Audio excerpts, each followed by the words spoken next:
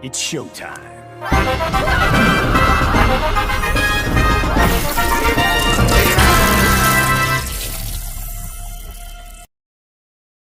Merry fucking Christmas, everybody! So don't lose your shit if we don't make a Christmas video.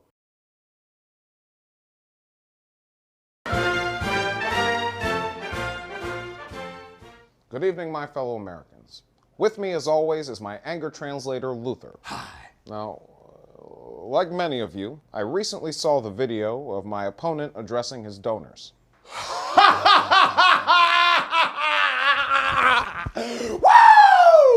Oh, no, Mitt. You know what? You probably wouldn't have liked the White House. Hey, remember when you wanted to get the mail last Christmas? Don't worry, I got it for you. Well, it's about time you did something around this bitch. Give me my mail. What is this? You can't be president of half Hold the fuck up. According to this letter, Dennis, look at the letter, Dennis. Look at it. According to this letter, it says I didn't graduate high school because I was short 1 credit. They got me fucked up, Dennis. I'll be damned if I'm going back to school. There is no way in hell. Man, this that bull. What am I doing here? Well, I'm glad you asked that, Dennis, because you ever heard of bullies? Well, see, like, I'm the bully, and bullies need victims, right? So guess what? Congratulations. Whoa, let's celebrate. Oh, somebody coming. Act scared. Give me your money, you little hoe. Man, I can't stand freshmen. So what's good, baby girl? Where you headed to? Algebra. Algebra? Me too. Oh shit, what a coincidence. Lead the way, baby girl. Lead the way. It's wonderfully weird and beautifully bizarre.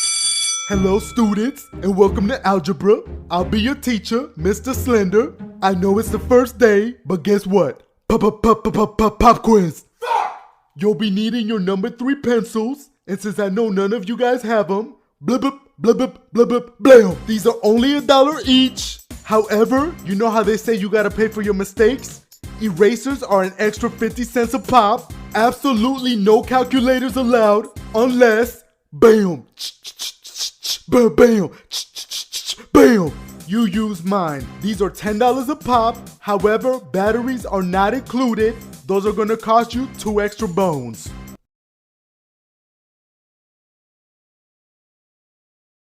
What? So, King Crimson, stand of former boss Diavolo. How does it work? Well, here's what we know. Its strength lies in its ability to skip forward in time. More specifically, erasing a period of up to 10 seconds. Anybody in the vicinity of King Crimson's attack will not remember what happens to them, nor what they did in this time period. Presumably there is a radius on this attack, or else there would be constant reports of mass amnesia worldwide, but I guess there's a chance nobody noticed. Anyway, the exception to this is King Crimson's user himself, Diavolo. During this period of skipped time, Diavolo has free reign to move around, reposition himself, usually behind the opponent, to strike from behind. However, there is a catch. During skipped time, all he can do is watch as others take their predetermined actions. He cannot influence them during skipped time in any way. Hence, he always resumes time before making his strike. He can only... Wait a minute.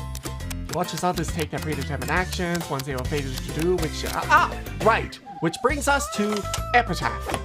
Epitaph is King Crimson's sub-ability, which synergizes well with his time-skipping ability.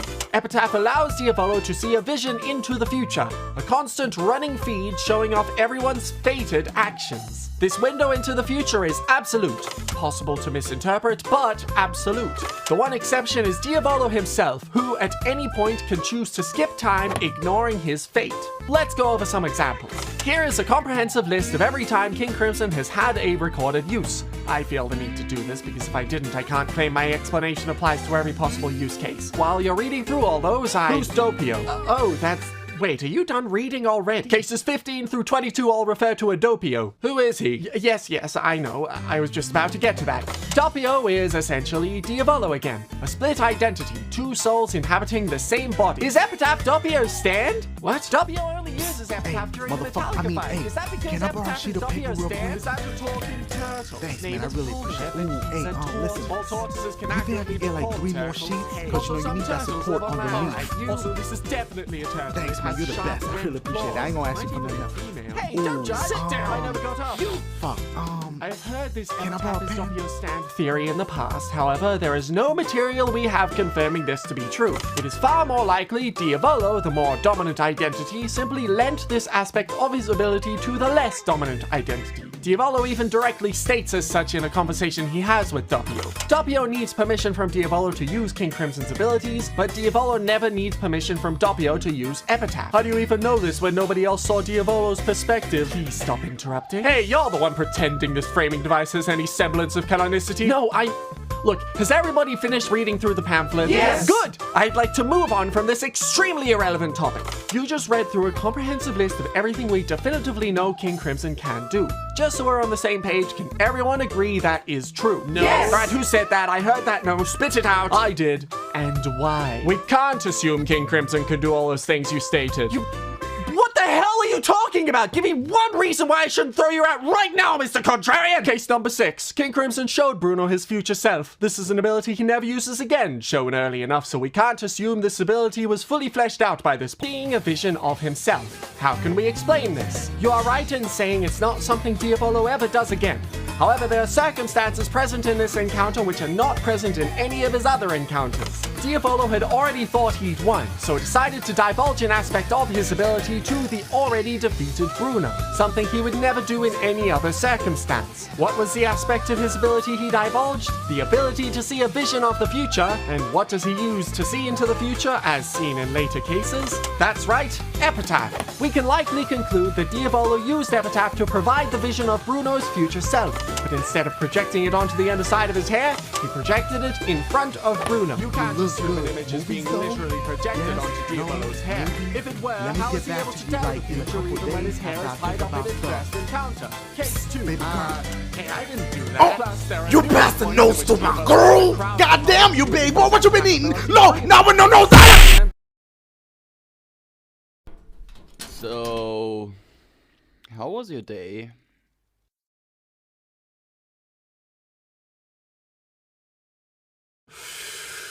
Or his ability was conflated with the world's time storm. Oh, shut it! Hey, you tell me which outcome is more likely. The scene was written with all of that overbaked nonsense in mind, or it was a minor lapse of judgment in a story that never focused too hard on the minute details in the first place. What do you think is more important in a story? Following every single rule originally stated on page 1 of a long ongoing narrative, or delivering a cool scene where a companion is ripped away from under the protagonist's nose, allowing him to finally understand and confront the villain's motive and motivate him towards his true goal? Well, you may very well follow that train of logic, but I personally consider that a bit thought-terminating and like you're not willing to engage with the actual puzzle laid before us. We're not asking why the story was written this way, we're asking how this ability works based on the information we were given. Sounds a bit like moving the goalposts to me.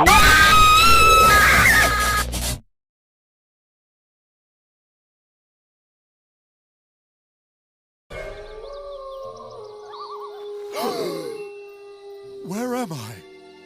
Ever seen the ending of Scream where the killer jumps up